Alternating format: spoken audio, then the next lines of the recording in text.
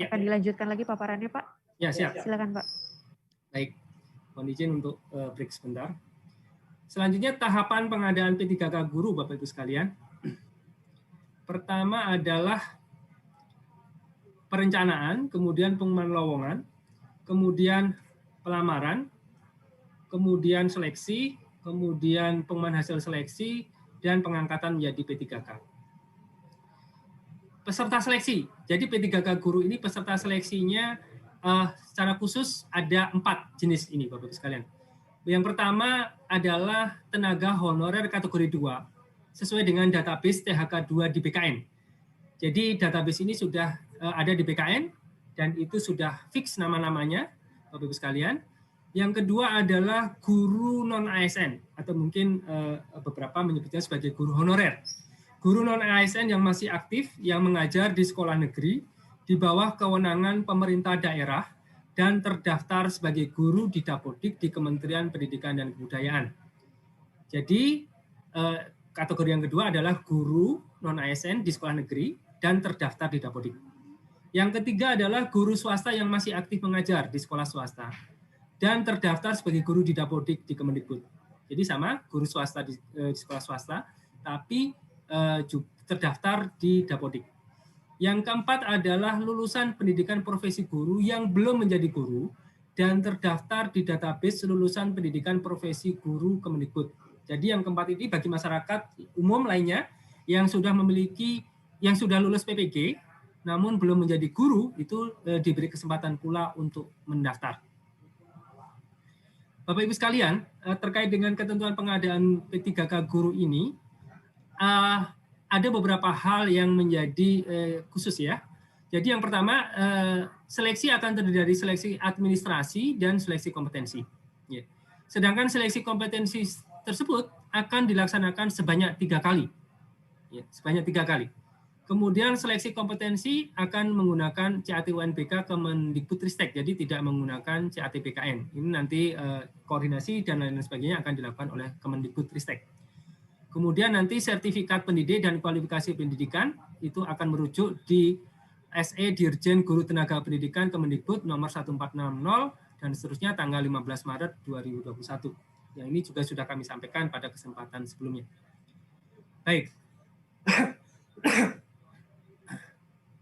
Baik, ini pengaturan bagaimana keempat peserta tadi ya bisa mengikuti baik di seleksi kompetensi pertama, seleksi kompetensi kedua maupun seleksi kompetensi 3. Jadi yang pertama Bapak Ibu sekalian, yang boleh mengikuti seleksi kompetensi pertama hanya guru THK 2 dan guru non-ASN di sekolah negeri. Kemudian di seleksi kedua yang boleh mengikuti mereka yang tidak lulus di seleksi kompetensi pertama, namun kemudian juga sudah ditambah dengan guru swasta dan lulusan PPG, tadi peserta nomor 3 dan nomor 4. Yang ketiga, pada saat seleksi ketiga, siapa yang boleh ikut? Itu adalah guru yang tidak lulus di seleksi kompetensi kedua. Namun demikian Bapak Ibu sekalian, ini penjelasannya masih sedikit kurang. Pada seleksi kompetensi pertama dan seleksi kompetensi kedua itu masih berlangsung sesuai dengan kewenangan masing-masing. Jadi maksud saya gini, untuk guru TK, PAUD, SD, dan SMP karena merupakan kewenangan kabupaten kota masih diberlakukan pada lingkup tersebut untuk tes pertama dan tes kedua. Sedangkan untuk guru SMA, SMK, SLB itu karena merupakan kewenangan provinsi maka dilakukan pada lingkup provinsi tersebut. Jadi belum bisa lintas kewenangan, belum bisa lintas provinsi maupun kabupaten kota. Sedangkan pada saat seleksi ketiga itu sudah boleh lintas kabupaten kota dan lintas provinsi. Jadi kita berlakukan secara nasional, sekalian. Ini yang membedakan. Dan ini kira-kira aturannya, alurnya nanti adalah alur garis besarnya adalah seperti ini. Nanti pada saat pertama, itu seluruh peserta, jadi peserta pertama, kedua, ketiga, keempat itu akan membuat akun di SSCN. Kemudian pada seleksi kompetensi pertama itu hanya peserta pertama dan kedua saja yang bisa memilih formasi. Ya, setelah pertama dan kedua yang bilang formasi.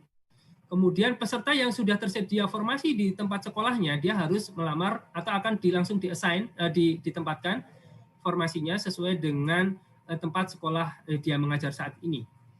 Kemudian bagaimana kalau tidak tersedia atau formasinya tidak tersedia, maka yang bersangkutan melamar di sekolah atau di jabatan lain yang sesuai dengan sertifikat pendidik atau kualifikasi yang bersangkutan, tapi masih dalam satu instansi. Kemudian yang kedua, akan dilakukan seleksi ya. Jadi seleksi kemudian lulus. Ada yang tidak lulus. Di seleksi kedua, seleksi pertama yang lulus itu langsung bisa dilakukan pemberkasan. Sedangkan tentunya ada masa sanggah dan sebagainya Bapak Ibu sekalian. Dan yang tidak lulus maka diberi kesempatan untuk mengikuti seleksi kompetensi yang kedua. Dan pada saat ini peserta pertama dan kedua akan memilih kembali formasi yang belum terisi. Ya. Jadi bisa saja formasi-formasi dari seleksi kompetensi pertama masih ada yang belum terisi, itu silakan dipilih lagi sesuai dengan serdik dan kualifikasi yang bersangkutan. Kemudian peserta 1 dan 2 dan 3 tidak dapat melamar di instansi lain, masih dalam satu kewenangan. Hanya pelamar 4, ya ini lulusan PPG, itu melamar di instansi sesuai dengan domisilinya. Ya, nanti akan dicek sesuai dengan NIK-nya, yang bersangkutan harus sesuai dengan domisilinya. Kemudian akan berlangsung ya, seleksi kompetensi kedua akan berlangsung, kemudian misalnya lulus, ada yang lulus dan ada yang tidak lulus, dan bagi mereka yang tidak lulus akan berlanjut di seleksi kompetensi 3, tapi saat ini berlangsung secara nasional. Jadi nanti peserta bisa memilih formasi secara nasional di tempat lain sesuai dengan serdik atau kualifikasi yang bersangkutan. Jadi dari kabupaten A boleh nggak milih kabupaten B, boleh ke provinsi C, dan seterusnya. Juga boleh yang tadinya di SMP, boleh memilih ke SMA, SMA boleh memilih ke SMP, dan seterusnya sesuai dengan serdik dan kualifikasi yang bersangkutan.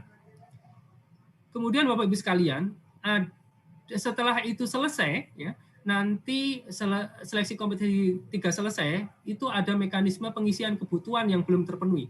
Jadi ada formasi-formasi yang kosong itu akan kita penuhi dengan mekanisme yang secara otomatis. Jadi tidak melakukan seleksi lagi. Tidak akan melakukan seleksi lagi, kita akan melakukan secara otomatis bagi mereka yang memenuhi nilai ambang batas dan berperingkat terbaik.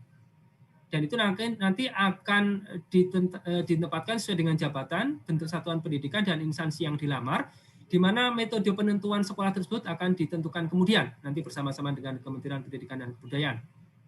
Baik, selanjutnya ada satu hal lagi Bapak Ibu sekalian yang perlu menjadi perhatian, bahwa nilai passing grade itu pada seleksi kompetensi pertama, kedua, ketiga bisa dipergunakan.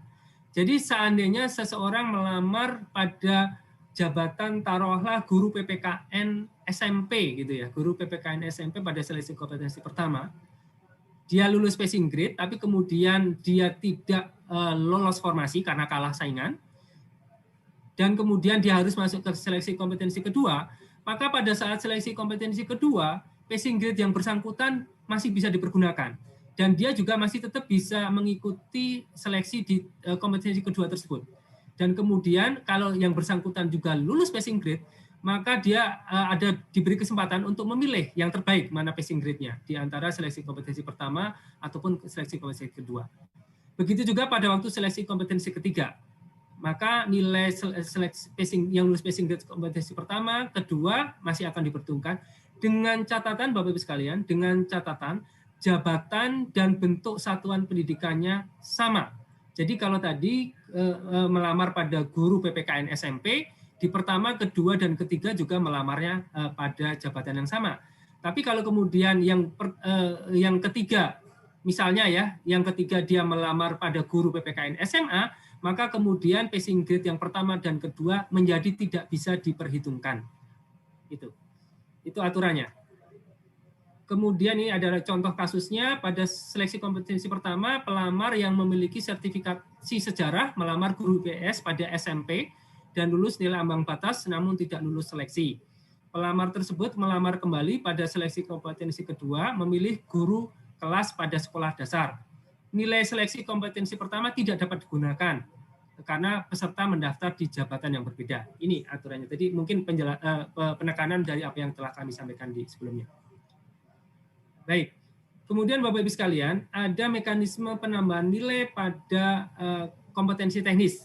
Jadi ini pemerintah mencoba untuk mengapresiasi beberapa hal terkait dengan sertifikat pendidik, kemudian juga disabilitas, dan terkait dengan usia, dan kekhususan terkait dengan THK X kategori 2. Ada 4 yang kita akomodir Bapak Ibu sekalian. Yang pertama adalah bagi mereka yang memiliki sertifikat pendidik yang linear dengan jabatan yang dilamar, sesuai dengan jabatan yang dilamar, maka akan diberikan nilai 100% dari nilai maksimum kompetensi teknisnya.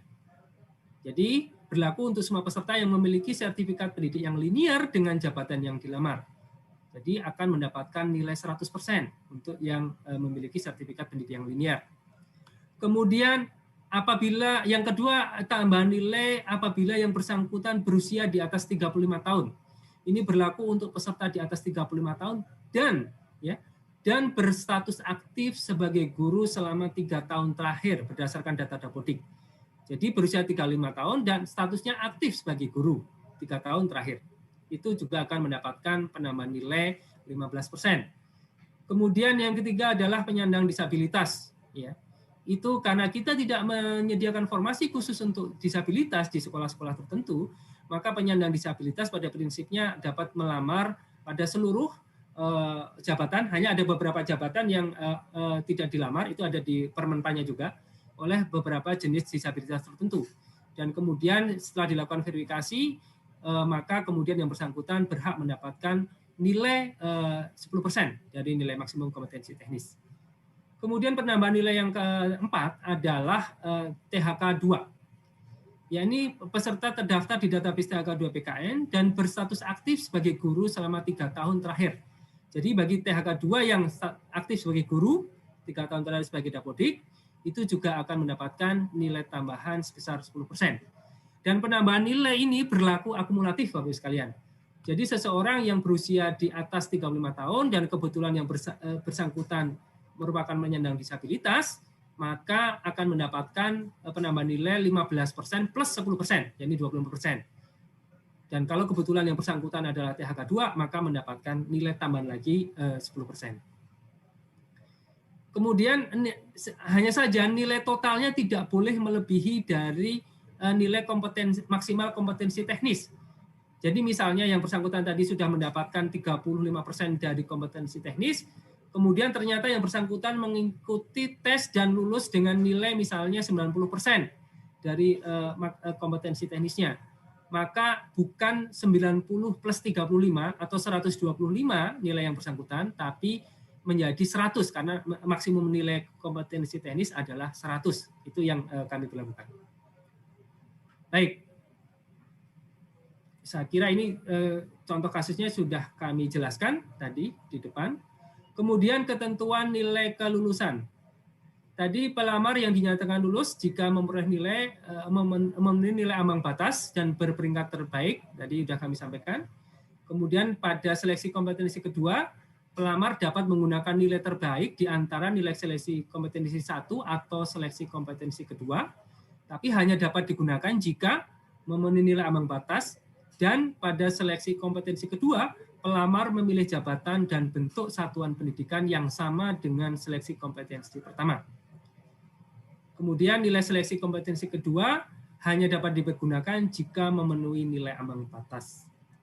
Begitu juga pada saat tes ketiga tadi, nilai ambang batas pertama, kedua, dan ketiga dapat dipergunakan dengan ketentuan yang mirip dengan sebelumnya. Kemudian yang selanjutnya adalah ketentuan kelulusan jika pelamar memiliki nilai akhir yang sama. Ya.